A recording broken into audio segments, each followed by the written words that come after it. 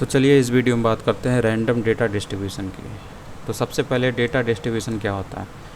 तो data distribution जो होता है एक लिस्ट होती है पॉसिबल वैल्यूज़ की, और उसमें ये बताया जाता है कि कोई वैल्यू जो आ रही है उस लिस्ट में उसके आने की चांसेस कितनी है, how often each value occurs.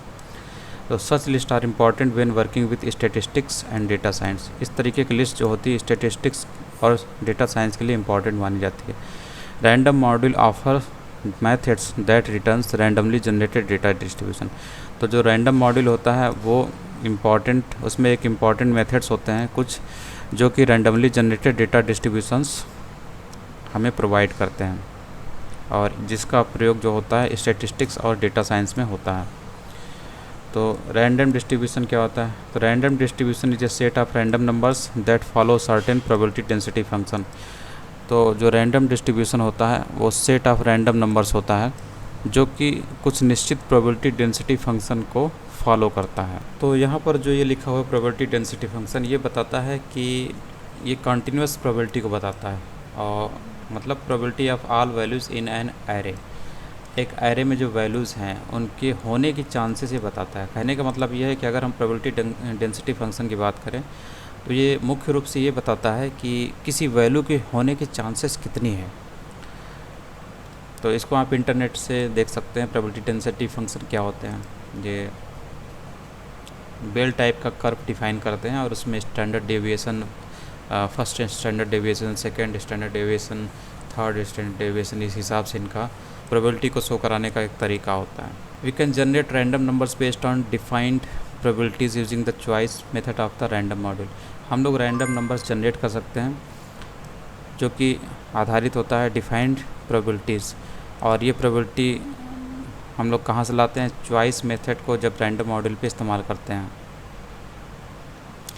Choice method allows us to specify the probability for each value. तो चॉइस मेथड होता है यही हर वैल्यू के लिए हमारे लिए प्रोबेबिलिटी स्पेसिफाई करता है। Probability is set by numbers between 0 and 1। आपको पता होगा जो प्रोबेबिलिटी होती है वो 0 1 के बीच में ही होती है। 0 का मतलब है कि वैल्यू विल नेवर अकर, मतलब वैल्यू कभी आएगा ही नहीं। 0 प्रोबेबिलिटी है यानी कि वैल्यू नहीं आएगा। और 1 का मतलब होता है कि वैल्यू विल ऑलवेज अकर, मतलब वैल्यू हमेशा आएगा, मतलब जो इवेंट है वो उसके होने के चांसेस हमेशा रहेंगे अगर 1 है। और 0 का मतलब होता है कि वैल्यू के ना होने की चांसेस हमेशा रहेगी, मतलब वैल्यू आएगी नहीं। अब इसमें एक एग्जांपल बता रहा है कि we can generate 1D array containing 100 values where each value has to be 3, 5, 6, 3, 5, 7 और 9। तो ये बता रहा है कि एक हम लोग 1D एरे बनाएंगे जिसमें 100 वैल्यूज़ होंगे, और ये वैल्यू जो होंगी वो इन 4 वैल्यू में से ही हो सकती हैं। और उसके बाद ये दिया हुआ है कि प्रोबेबिलिटी ऑफ 3, ये जो नंबर हैं, ये जो 1D एरे होगा जिसमें 100 वैल्यूज़ होंगे, तो इसमें ये जो 4 नंबर हैं इनकी प्रोबेबिलिटी कितनी यहाँ पर बताई गई। इनकी प्रोबेबिलिटी सेट कर दी गई है कि 3 की जो प्रोबेबिलिटी है, 3 के होने की चांसेस जो है इस एरे में कितनी होगी, 0.1।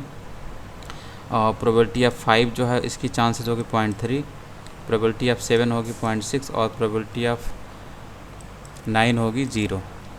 इसका मतलब 9 तो कभी आएगा ही नहीं इस एरे में। तो यहाँ पर ये इसने बनाया है एक एरे बनाया 1D एरे। तो रैंडम डॉट चॉइस मेथड का हम लोग इस्तेमाल करते हैं, और चॉइस में आपको पता है यहाँ पर शुरू पे आप एक एरे देते हैं जिसमें से एक सेलेक्ट करना होता है। चॉइस मेथड एक सेलेक्ट करता है, लेकिन यहाँ पर क्या है 2D ये 1D एरे बना रहे हैं हम लोग, लेकिन यहाँ पर हम लोगों ने प्रोबेबिलिटी की एक जो लिस्ट है उसको भी दी है। तो ये प्रोबेबिलिटीज़ की लिस्ट है। यहाँ पर ये बता रहा है कि 0.1 यानी कि 3 के होने की चांसेस कितनी रहेगी, जो भी एरे हम लोग बनाएंगे 0.1, 5 के होने की चांसेस कितनी रहेगी 0.3, 7 की 0.6 और 9 की 0, यानी 9 तो आएगा ही नहीं। और यहाँ पर साइज़ दी गई है कि जो 1D एरे है इसकी साइज़ कितनी है, 100 एलिमेंट्स उसमें होंगे, बस इतना इसमें दिया हुआ है। यहाँ पर जब आप इसको रन कराते हैं तो आपके सामने ये 1D एरे आ जाता है, ये कुछ बड़ा सा है। तो इस तरीके से ये होता है। अब आप इसमें देखेंगे 9 जिसकी प्रोबेबिलिटी 0 थी वो आया ही नहीं है, ठीक है। इसमें आप देखिए कहीं भी 9 नहीं आया। तो ऐसे ये होता है। और जिसकी प्रोबेबिलिटी ज़्यादा है, जैसे प्रोबेबिलिटी किसकी ज़्यादा है 0.6, किसकी है 7, इसलिए आपको अधिकतर इसमें 7 दिख रहा होगा।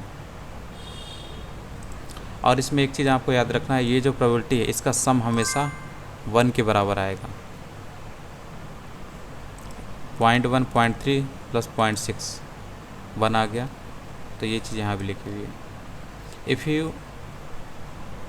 If you run the example above 100 times the value will never occur. हाँ ये तो है ही, जब इसकी प्रोबेबिलिटी 0 है तो 9 कैसे आएगा, आएगा ही नहीं, चाहे जितनी बार आप चलाइए। You can return arrays of any shape and size by specifying the shape in the size parameter. तो आप किसी टाइप का जो कितनी भी साइज़ का एरे प्राप्त कर सकते हैं, बस आपको साइज में बदलाव करना होता है। अब इसके बाद ये 1D एरे हो गया, इसके बाद ये 2D एरे बनाने की कोशिश कर रहा है, जो कि 3 रोज़ और 5 कॉलम्स की होगी, मतलब हर एक रोज़ में 5 वैल्यूज़ होंगे। तो यहाँ पर बस इसने यहाँ साइज में चेंज किया है, 3 रोज़ और हर एक रोज़ में कितनी वैल्यूज़, 5 वैल्यूज़, ठीक है। तो ये जो एरे होगा वो 15 एलिमेंट्स का होगा। जब इन दोनों को मल्टीप्लाई हम लोग करेंगे तो 15 एलिमेंट्स साइज़ का एक 2D एरे हमारे सामने आ जाएगा, ठीक है। और बाकी सारी चीज़ें यहाँ पे सेम हैं। तो ये 2D एरे है, तो ये देखिए। तो बस इसमें इतना ही दिया था, यही था रैंडम डेटा डिस्ट्रीब्यूशन। और इसमें प्रोबेबिलिटी डेंसिटी फंक्शन का इस्तेमाल किया गया है, जिसको आप मैथमेटिक्स में पढ़ सकते हैं कि ये क्या करता है, क्या इसका फार्मूला होता है।